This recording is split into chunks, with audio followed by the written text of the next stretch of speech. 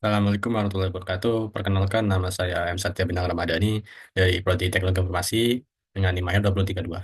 Dan di sini saya akan menjelaskan terkait materi implementasi API pada program kuliah pemrograman terhadap aplikasi. Sebelum pembahasan API, saya akan menjelaskan terkait database yang saya pakai. Ini ada saya membuat API pengelolaan harian. Di sini terdapat tiga tabel untuk yang menjalankannya. Yang pertama itu ada tabel akun, yang kedua ada kategori, dan yang terakhir ada pengeluaran. Ketiga ini saling berelasi, di mana tabel akun berelasi dengan pengeluaran one to many dan kategori berelasi dengan pengeluaran juga one to many. Selanjutnya saya akan menjelaskan terkait API, endpoint dari login dan register. Sebelum melakukan testingnya, saya menjelaskan terkait codingannya terlebih dahulu. Oke. Di sini untuk codingan login itu terdapat di out context dan terdapat beberapa folder. Yang pertama ada controller, untuk mengatur controllernya, dan ada helper untuk mengatur SQL-nya, dan ada models yang terdapat berupa DTO atau data travel object. Ini saya bedakan ada out kategori pengeluaran. Oke, selanjutnya menjelaskan terkait login. Ini ada function untuk menjalankan login, di mana saya akan jalankan selectnya terlebih dahulu untuk mengecek apakah login tersebut ada atau tidak. Jika jika, jika ada, maka akan lanjut ke melakukan hash pada passwordnya. Selanjutnya ini akan diarahkan ke controller out, controller out. Nah, di sini ada endpoint API slash login. Ini untuk jalankan API loginnya.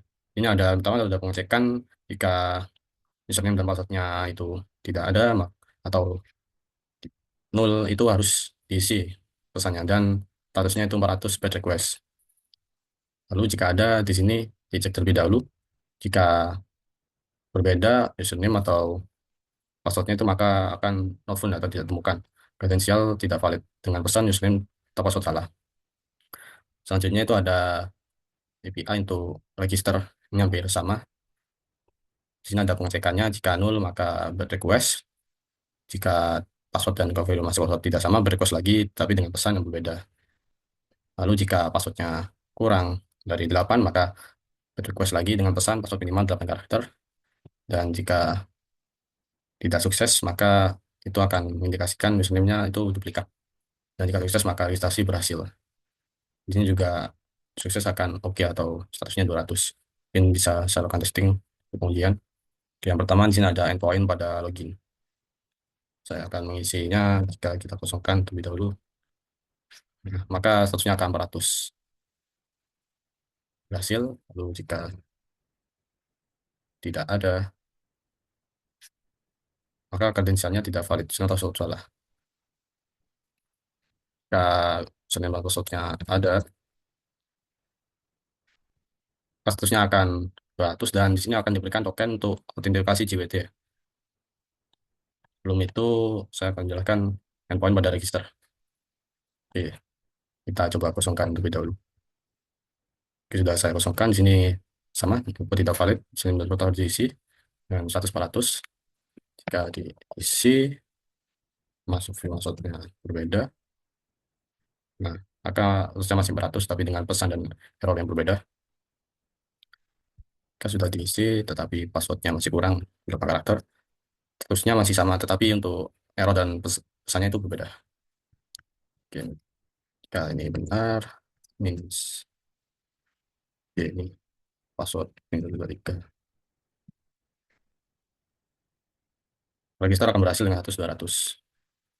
Tadinya saya menjelaskan terkait kategori. Sebelum melakukan testing, saya menjelaskan terkait codingannya terlebih dahulu. Baik, untuk kategori ini ada pertama ada di kategori konteks. Nah, di sini ada list kategori yang untuk menjalankan, nanti ada endpoint untuk mengambil data kategori. Ini saya akan select semua kategori, dan tentunya ada insert kategori. Sebelum melakukan insert, saya akan mengecek terlebih dahulu apakah kategori itu, nama kategori itu sudah ada atau belum. Lalu di sini ada update juga. Sama, sebelum melakukan update, kita mengecek terlebih dahulu apakah nama kategori ada yang duplikat atau tidak.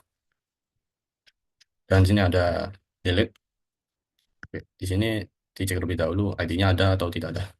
Selanjutnya di kategori controller, nantinya akan dikirim ke sini, dan di sini ada endpoint sertifikat API kategori di sini untuk menjalankan list kategorinya nanti.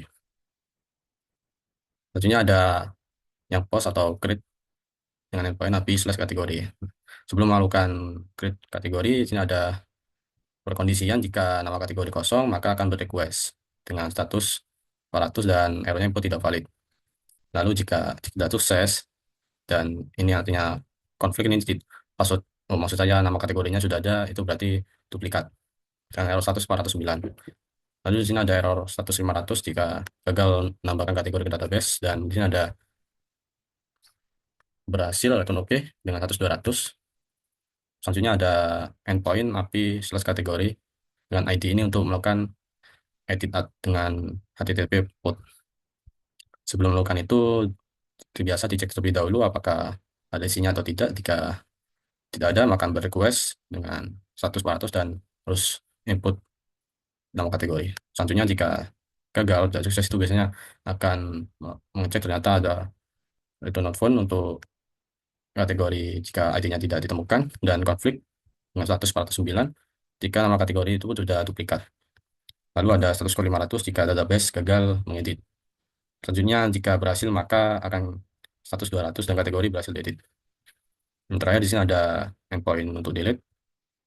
Yang pertama itu jika tidak sukses, di sini dicek lebih dahulu. Jika not found, maka di kategori tidak ditemukan. Lalu ada status 500 jika gagal menghapus kategori. Lalu kalau berhasil, maka statusnya akan oke dan 200. Dan pesan kategori sudah berhasil dihapus. Itu saya akan lakukan testing terlebih dahulu. Di sini kita tidak bisa langsung melakukan karena tidak memasukkan token, jadi ada error 401 atau authorization. Untuk error tersebut sudah saya atur di program.cs. Di sini untuk error handlingnya, jadi tidak perlu mengatur lagi di semua endpoint yang harus memiliki autentifikasi. Oke, tadi setelah login sudah mendapatkan token, bisa kita masukkan ke auto rest dan kita masukkan. Selanjutnya akan saya jalankan, dan hasilnya akan ada menampilkan dan request body berhasil yang 100-200. Selanjutnya ada insert atau post. Kita cek ya, kita cek misal kosong. Nah, itu akan error 400 dan input tidak valid dan pesannya harus diisi. Jika duplikat, maka akan error 409. Jika berhasil, maka akan statusnya 200 dan kategori berhasil ditambahkan. Selanjutnya itu ada put atau edit kategori. Ini kita masukkan ID terlebih dahulu. Jika ID-nya tidak ada, maka akan not found kategori ID-nya tidak ada. Ya, kategorinya ada, misal 4. Ini di minuman. Maka kategori akan berhasil diedit. Dan jika duplikat, saya skip kembali. Oke, karena ini menjadi misal di 5, maka akan error 409 sesuai yang seperti yang tadi. Selanjutnya ada delete. Ini dicek terlebih dahulu, misal ini tidak ada.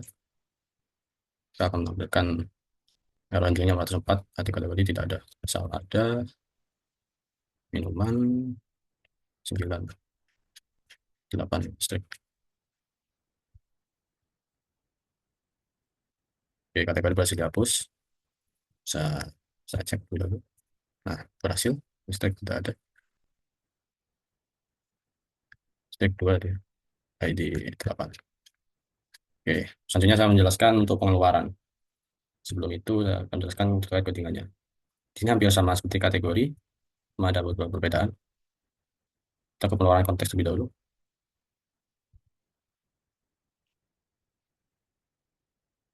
Nah, saya menjelaskan di sini ada untuk function list-nya untuk menampilkan pengeluaran. Jadi untuk ini harus tampilkan berdasarkan akun ID akun yang melakukan input tersebut dengan order by tanggal pengeluaran terbaru. Sebenarnya ada instruksi pengeluaran. Pertama ada query untuk melakukan pengecekan kategori dan mengambil data kategori lalu memasukkan pengeluaran. Sini ada update, ada pengecekan kategori, pengecekan query, pengeluaran di order baru berdasarkan akun. Lalu ada cek kategorinya dan mengambil data kategori dan query untuk update. Dan terakhir ada delete pengeluaran. Di sini ada cek query-nya lebih dahulu apakah sama dengan akunnya nanti datanya dan ada delete. Kemudian selanjutnya ada error handling-nya di pengeluaran controller. Yang pertama itu ada endpoint untuk get pengeluaran. Ini misal tidak ada authors-nya di token tidak valid. Dan jika ada error lainnya maka status code-nya 500 dari kesalahan server. Nah, ini ada titik post untuk pengeluaran atau insert-nya. Jika kosong semua atau nol atau ada yang satu kosong maka request. Dan jika ini not found atau jika tidak ada maka akan melaporkan error message 404 dan ini ada request lagi untuk error message 400 dan jika berhasil maka statusnya akan 200. Ini tentunya ada endpoint untuk put atau edit. Pertama seperti biasa dicek apakah nol atau tidak, lalu jika tidak sukses maka akan dicek kembali apakah yang terjadi, misalkan not found 404 ID pengeluaran tidak ada, lalu ada request lagi statusnya 400. Ini misal tidak memiliki akses ya. Lalu ada yang terakhir ada status oke jika berhasil melakukan edit. Terakhir ada endpoint untuk delete. Ya, jika tidak sukses ini akan mengecek apa yang terjadi, ternyata ada not found-nya atau nanti pengeluaran tidak ada atau bad request ke statusnya 400 dan oke jika statusnya berhasil. Mungkin lakukan testing lebih dulu untuk mengeceknya. Kita execute. Ini akan tampil berdasarkan akun ID yang melakukan inputan. Misal kita tambahkan langsung. Nah, ini input tidak valid seperti biasa. Jika inputnya valid, tapi kategori tidak ada, maka akan not found. Kategori tidak temukan. Misal ada, kemudian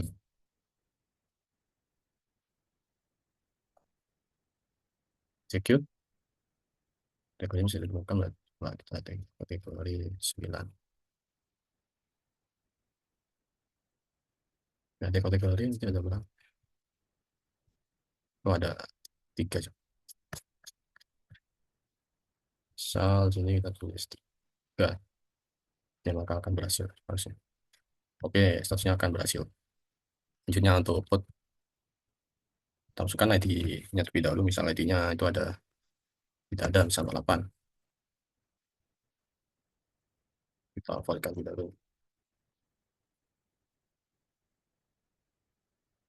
Nah, maka ID pengeluaran tersebut tidak ada ya. Karena sini tidak ada. Misalkan valid, ID pengeluarannya itu 9.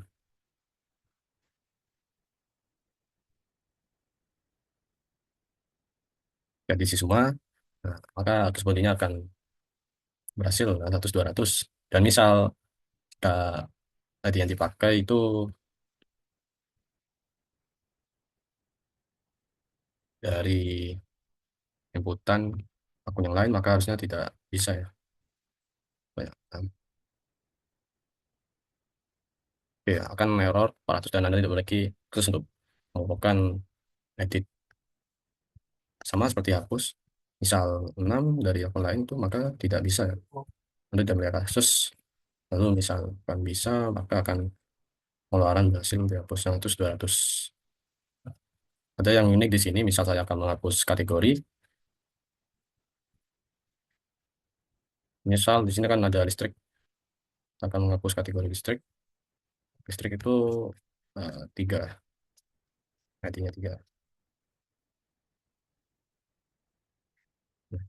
Hasil dan tidak error ya. Karena saya ada tambahan kolom itu nama kategori. Nah, sini tetap ada. Jadi setiap kita melakukan input atau edit itu, maka di kategorinya dimasukkan nama kategorinya ke kategori nama ini. Mungkin itu aja dari saya untuk presentasi ini. Kurang lebihnya mohon maaf. Wassalamualaikum warahmatullahi wabarakatuh.